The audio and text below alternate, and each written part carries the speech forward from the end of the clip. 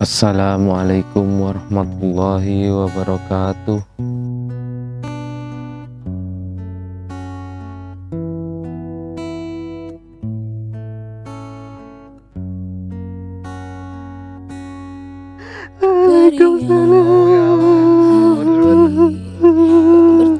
Kenapa nangis? Dari mana rumahnya kamu? Rumahnya kamu di mana? Lembah sana. Lembah mana? Lembah sana. Maaf kamu.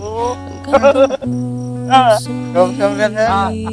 Assalamualaikum warahmatullahi wabarakatuh. Assalamualaikum manitabi'al huda. Ashadu an la ilaha illallah wa ashadu anna muhammadar rasulullah. Allahumma sholli ala Muhammad wa ala ali sayyidina Muhammad. Rabbi shrah li sadri wa yassir li amri wahlul 'uqdatam min lisani yafqahu qawli. Malam ini kita akan mengajarkan tentang bab tahalli dan taholli kepada segenap saudara kita yang hadir malam ini dari golongan jin, di mana tempat yang kita tempati malam ini di kawasan Probolinggo, tepatnya di Desa Taman Sari, kawasan Gunung Pandek.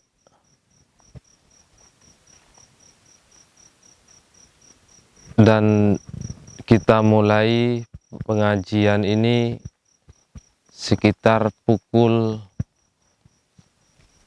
00 waktu Indonesia Barat.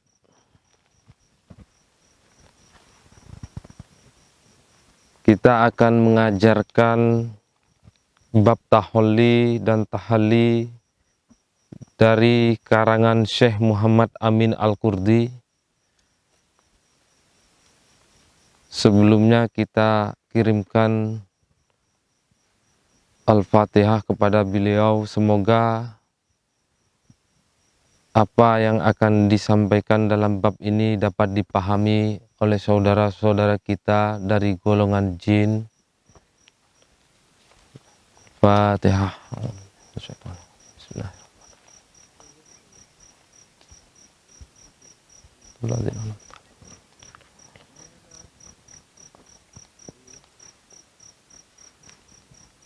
Inilah bab tahalli dan taholli dari karangan Syekh Muhammad Amin Al-Qurdi, yaitu setelah bertobat, seseorang yang ingin meniti menuju jalan Allah sebaiknya segera mulai melepaskan diri dari sifat-sifat yang tercela. Sifat-sifat itu sesungguhnya adalah kotoran maknawi yang tidak mungkin bisa mendekat ke hadirat Allah yang suci dengan menyandang kotoran-kotoran itu. Seperti halnya tidak mungkin mendekati Allah dengan menyandang kotoran-kotoran fisik saat melakukan ibadah-ibadah ilahiyah. Karenanya, bagi seorang yang meniti di jalan Allah harus menyucikan diri dari segala sifat tercela dan menghiasi dengan sifat-sifat terpuji.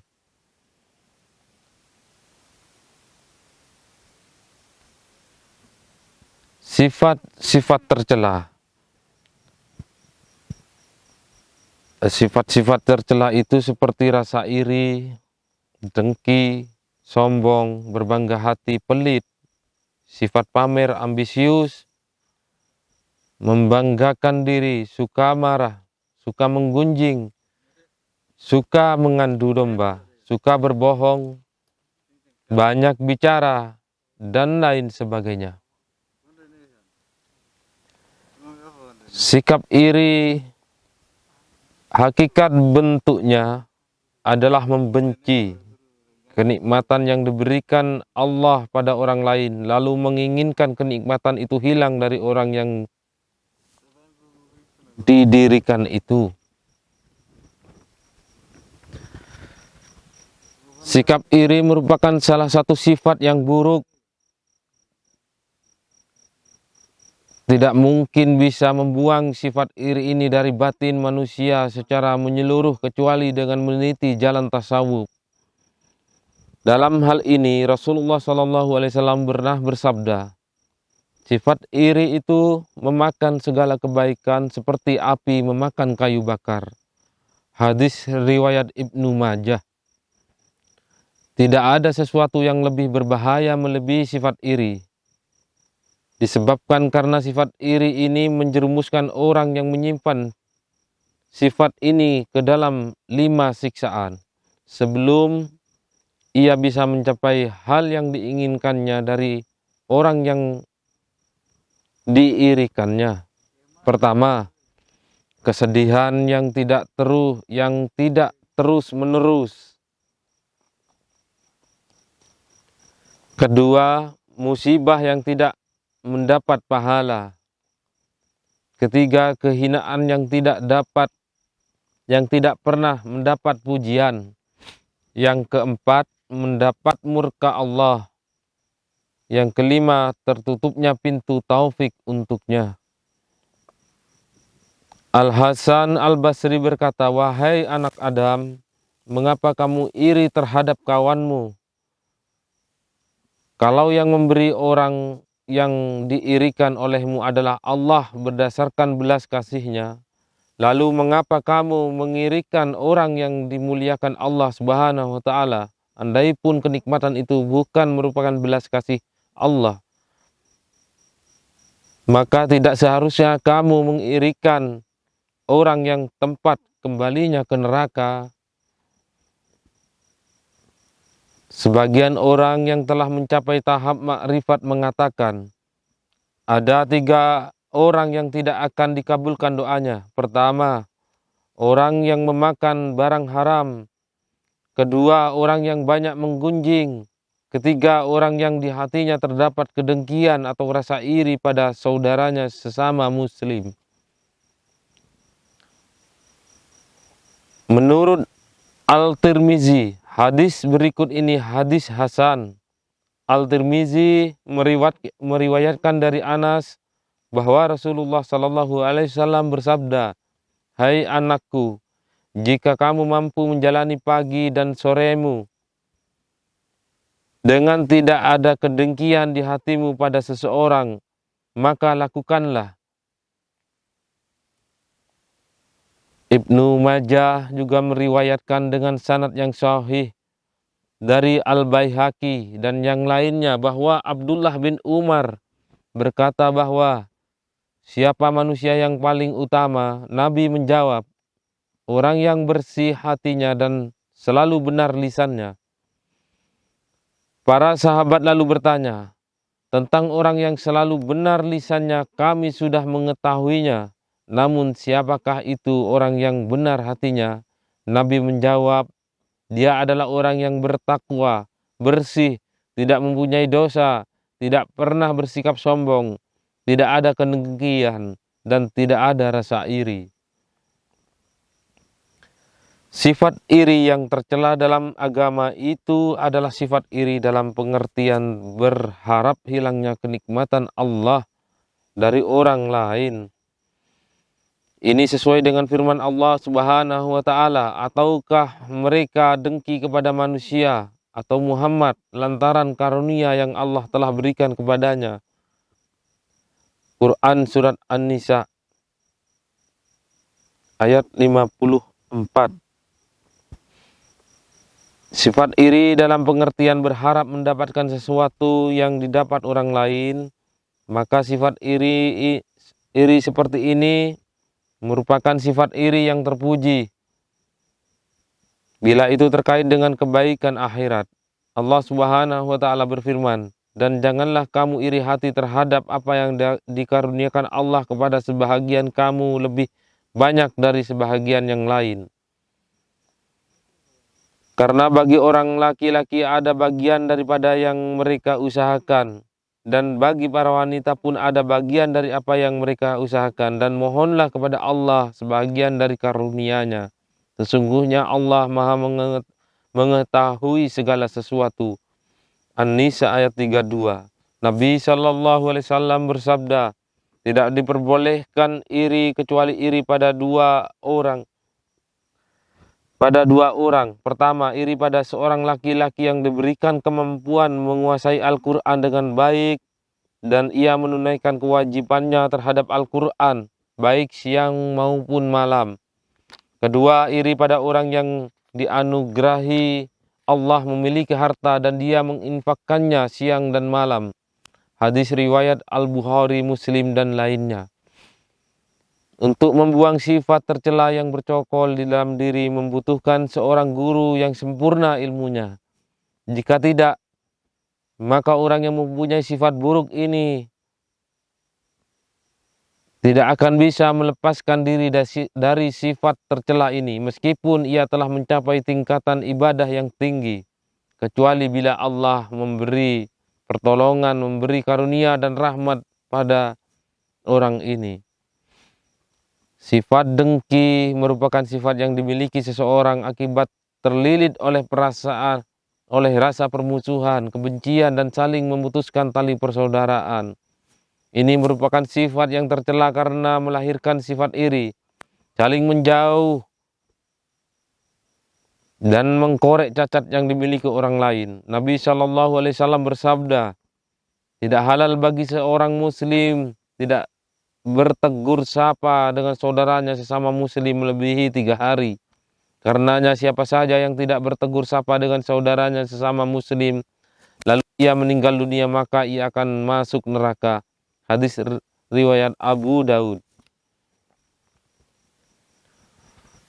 Dan tentu saja dengan catatan bahwa orang yang tidak disapa itu bukanlah orang yang terang-terangan melakukan kemaksiatan dan ia telah memperingatkan yang bersangkutan, namun orang yang diperingatkan itu tidak menggubris peringatannya. Dari Ibnu Umar radhiyallahu anhu mengatakan bahwa suatu saat Rasulullah sallallahu alaihi wasallam naik ke atas mimbar. Di atas mimbar itu beliau menyeru dengan suara yang sangat keras. Hai orang-orang yang menyatakan Islam dengan lisannya dan tidak memasukkan keimanannya ke dalam hatinya, janganlah sakiti saudaramu sesama muslim. Jangan hina mereka dan jangan mengorek cacat mereka. Siapa saja yang mengorek cacat saudaranya sesama muslim, maka Allah akan mengorek cacatnya. Orang yang dikorek cacatnya oleh Allah, maka Allah akan menghinakannya meskipun ia berada di dalam rumahnya. Hadis riwayat Al-Tirmizi. Sombong adalah sifat merasa besar yang tumbuh di dalam diri seseorang yang memandang dirinya lebih tinggi dari orang lain. Allah Subhanahu wa taala berfirman, Aku memalingkan orang-orang yang menyombongkan dirinya di muka bumi tanpa alasan yang benar dari tanda-tanda kekuasaanku. Al-A'raf 146.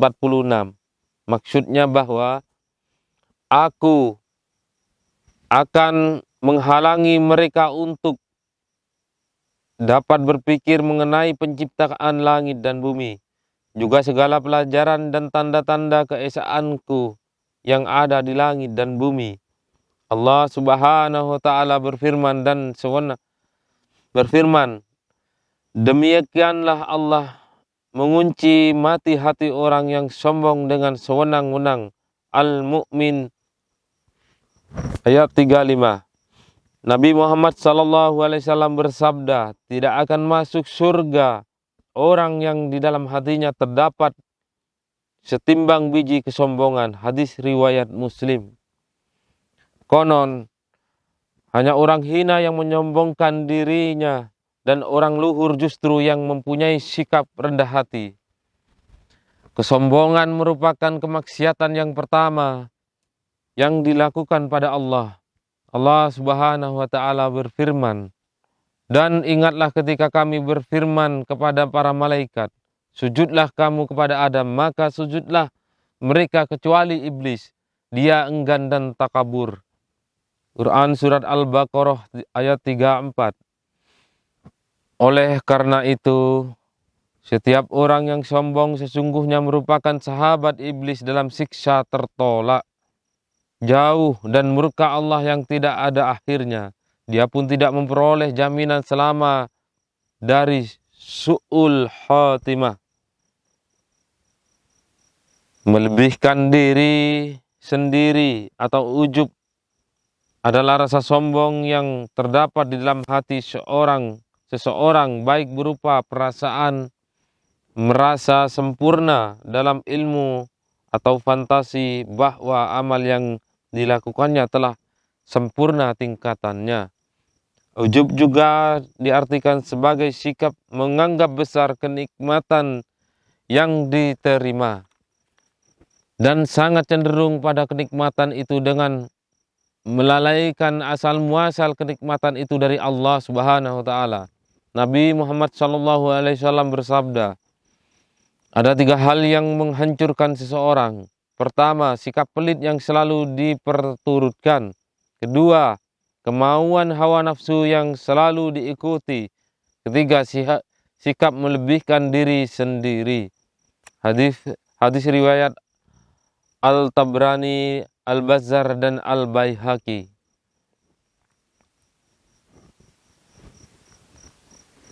Pelit adalah tidak memberi sesuatu yang dimiliki pada orang lain lantaran takut hartanya akan berkurang. Allah Subhanahu wa taala berfirman, sekali-kali janganlah orang-orang yang bakhil dengan harta yang Allah berikan kepada mereka dari karunia-Nya menyangka bahwa kebakilan itu baik bagi mereka.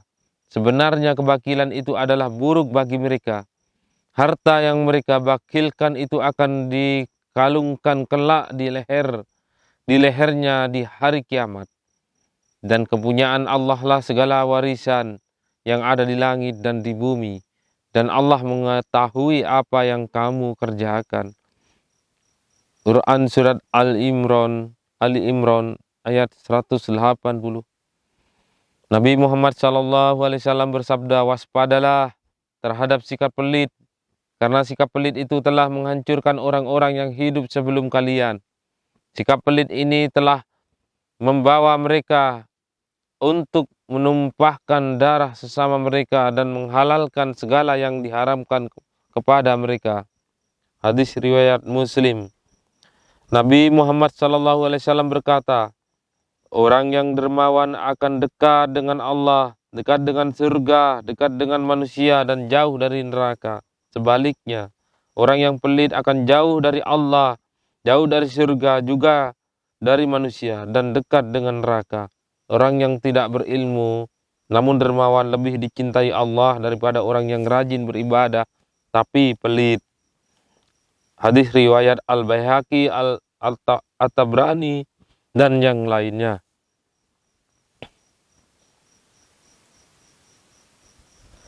Al-Asfahani meriwayatkan secara marfi hadis berikut.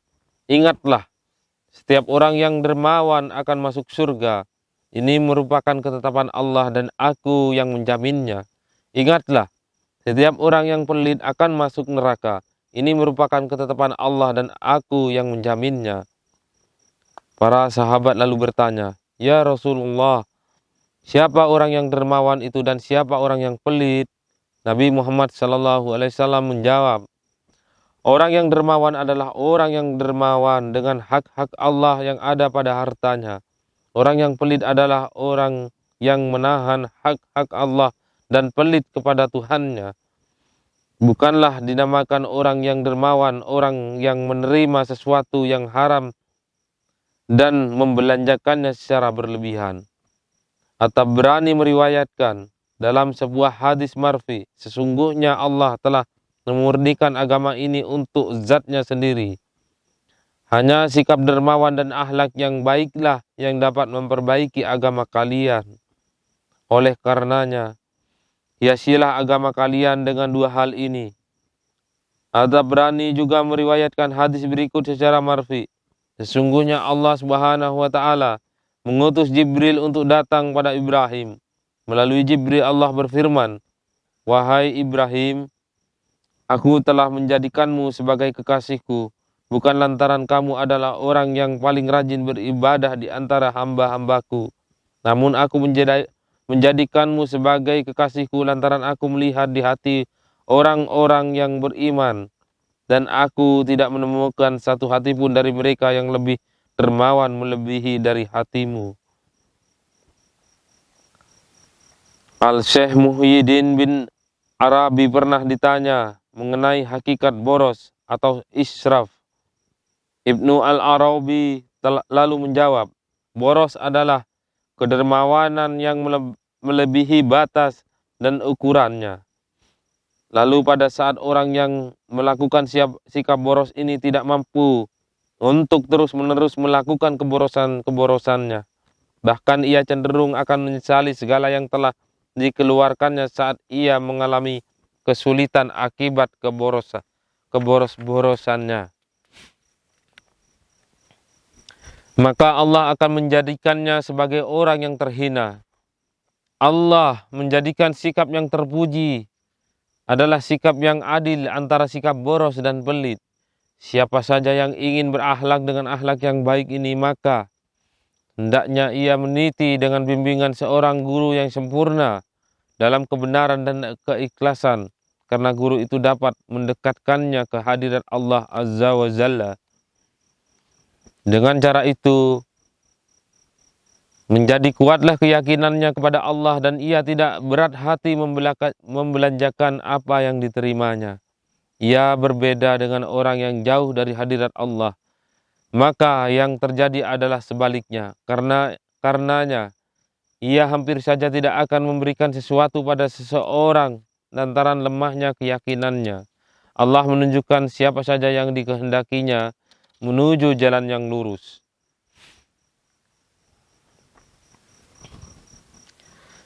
Sikap pamer adalah sikap mencari kedudukan di hati orang lain dengan cara memperlihatkan hal-hal yang terpuji. Allah Subhanahu wa taala berfirman, siapa saja mengharap perjumpaan dengan Tuhannya, maka hendaklah ia mengerjakan amal yang soleh dan janganlah ia mempersekutukan seorang pun dalam beribadah kepada Tuhannya. Al-Kahfi 110. Maka maksudnya adalah ia tidak memamerkan amalnya. Nabi Muhammad SAW bersabda, sesungguhnya hal yang paling aku takutkan pada kalian adalah syirik kecil berupa sikap pamer. Pada hari kiamat kelak Allah akan berkata pada orang-orang yang bersikap pamer, kalau Allah memberikan balasan amal pada orang-orang yang telah melakukannya. Temuilah orang-orang yang dahulu kalian pameri di dunia dulu. Lalu lihatlah, apakah kamu mendapati balasan dari apa yang sudah kamu lakukan untuk mereka? Hadis riwayat Ahmad dengan sanad yang baik. Hadis ini juga riwayatkan oleh imam hadis yang lainnya. Orang yang menginginkan dapat terbebas dari sifat yang tercela ini, ia membutuhkan seorang guru yang bisa membantunya memberikan pilihan terbaik dalam menggapai jalan gaib dan mengantarkannya menuju hadirat Allah Azza wa Jalla. Tanpa melalui prosedur ini, kebanyakan orang tidak berhasil memasuki metode ihsan. Ia tidak bisa beribadah kepada Allah seakan-akan ia melihat Allah langsung saat ia sedang berdiri untuk menjalankan ibadah kepada Allah. Kala itu, ia berdiri di hadapan Allah dengan dirinya dan demi makhluk dalam melakukan amal-amal. Bila ia berhasil masuk ke dalam metode ihsan, ia tentu akan menyaksikan bahwa Allah lah yang mengerjakan semua yang dilakukannya, baik penciptaan maupun perwujudannya. Hanya saja, perilaku itu disandarkan padanya secara figuratif, lantaran ia harus melaksanakan batas-batas dan kewajiban-kewajiban yang ditetapkan untuknya, bukan untuk yang lainnya. Orang yang mempunyai pemahaman seperti ini, maka ia sama sekali tidak merasa dirinya telah melakukan suatu amal apapun dan ia menjadi selamat dari kesalahan sikap pamer dengan segala yang telah dilakukannya. Ia tidak lagi membanggakannya, serta hanya mencari pahala dari Allah dan hanya karenanya. Ia pun akan dapat menyaksikan anggota tubuhnya hanya sebagai alat yang digerakkan oleh zat yang menggerakkannya. Ia melihat bahwa Allah lah yang memfungsikan anggota tubuhnya dengan memberikan pertolongan dan memberi kekuatan padanya, bukan dirinya. Karenanya, waspadalah dari sikap pamer ini, karena sikap pamer ini akan dapat menggugurkan amal, membatalkan pahala, mengakibatkan murka dan memperoleh dosa. Imam Ahmad dan ahli hadis lainnya meriwayatkan secara marfi hadis berikut. Siapapun di antara umat ini yang melakukan amal akhirat untuk dunia, maka ia akan mendapat bagian pahala di akhirat nanti. Al-Tabarani dan yang lainnya meriwayatkan juga hadis berikut secara marfi. Orang yang menghiasi diri dengan amal akhirat, sedangkan ia tidak menghendaki dan tidak menjadi tujuannya, maka ia akan dilaknat di langit dan di bumi. Sedangkan Ibnu Jarir Al-Tabari meriwayatkan hadis berikut secara mursal. Allah tidak menerima suatu amal yang di dalamnya terdapat setimbang biji bayam, sikap pamer.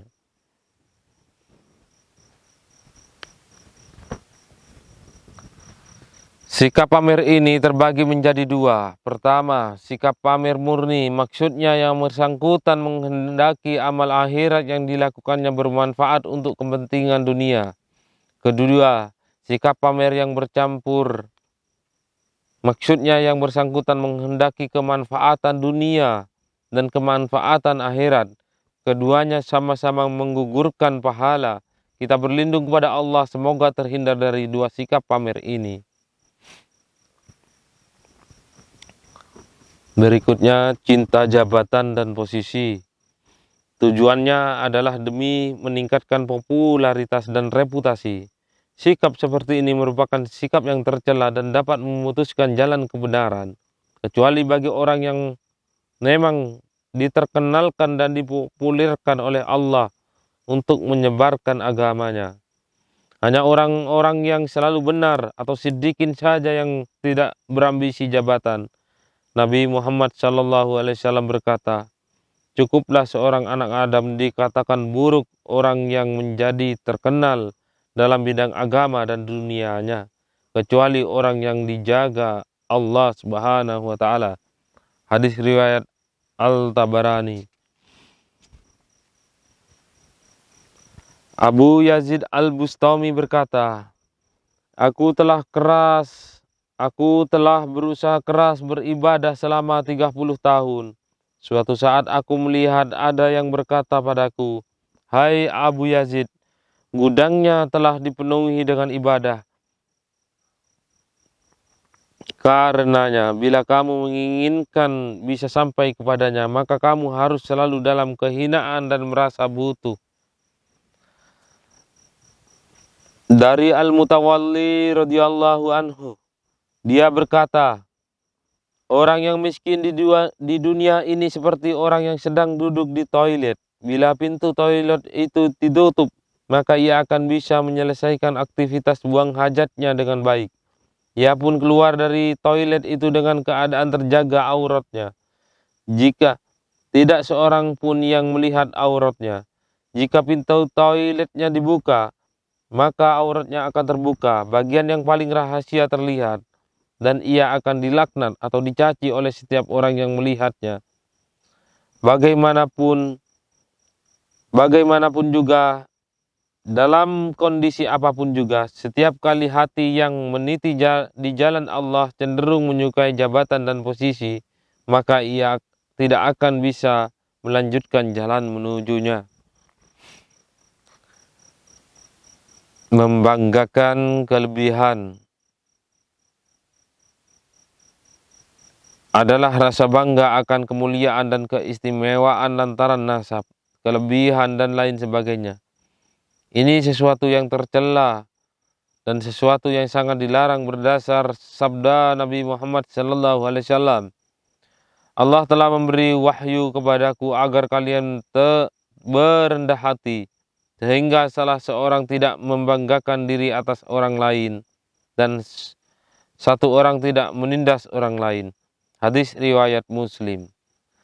Terkadang sikap ini juga muncul dalam bentuk sikap membanggakan harta yang dimilikinya, garis keturunan, dan kuantitas serta kualitas ibadah.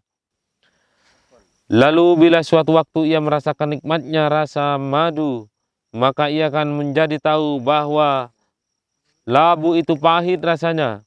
Ia juga tahu bahwa selama ini telah melakukan banyak ketidaknyamanan tanpa ia sadari. Karenanya berusahalah dengan sungguh-sungguh.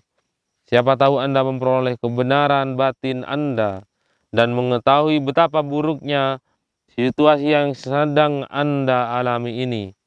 Demikianlah penjelasan menurut Syekh Muhammad Amin Al-Qurdi tentang tahalli dan taholli.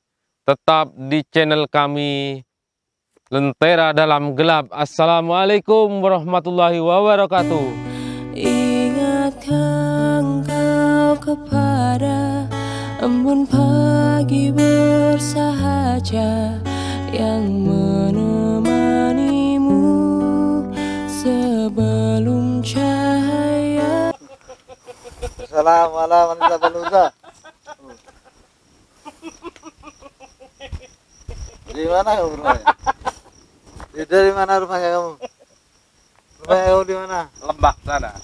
Lembah mana? Lembah sana. Maaf kamu. Kamu bisa melihat saya? Ah, guru saya. Salam guru. Takdim saya guru. Jangan saya tutur ke jalan yang tidak benar ya guru. Ning omai endang ya. Omai. Bukan, sana itu loh. Sana pinggir laut. Pinggir laut. Ini loh, sini. Ini loh. Salam guru, apa kabar lainnya? Apa kabar lainnya? Hakikannya.